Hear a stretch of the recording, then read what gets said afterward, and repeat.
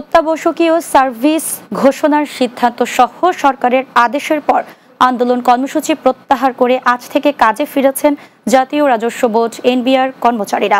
স্বাভাবিক হয়ে এসেছে সংস্থাটির কার্যক্রম। সোমবার সকাল থেকেই কাজে যোগ দেন এনবিআর এর সব স্তরের কর্মকর্তা কর্মচারীরা। এদিকে কর্মচারীদের আন্দোলন স্থগিতের পর প্রথম কার্যদিবসে রাজধানীর আগারগাঁয়ে রাজস্ব ভবনে সাংবাদিকদের সঙ্গে কথা বলেন এনবিআর চেয়ারম্যান মোহাম্মদ আব্দুর রহমান খান। কাজে ফেরায় কর্মকর্তা কর্মচারীদের ধন্যবাদ জানান তিনি। ভবিষ্যতে এনবিআরকে আর এমন সংকটপূর্ণ পরিস্থিতির মুখোমুখি হতে হবে না বলে আশা প্রকাশ করেন তিনি। এ সময় চলতি অর্থ বছরে এখন পর্যন্ত 3,60,922 কোটি টাকা রাজস্ব আদায় হয়েছে বলে জানান এনবিআর চেয়ারম্যান। জুলাই মাসে আবার ড্রাইভ দিয়ে এটাকে ট্রেজারিতে নিয়ে আসবো এবং জুলাই মাসে তো আমাদের টাকা লাগবে, সরকারকে তো জুলাই মাসে খরচ করতে হবে। তো সেই দিক থেকে আমরা ইনশাআল্লাহ এটা আমাদের রেভিনিউ অফিসাররা তারা অত্যন্ত করিতকর্মা, অত্যন্ত পরিশ্রমী এবং রেভিনিউ আহরণ করাটা তাদের মধ্যে আছে।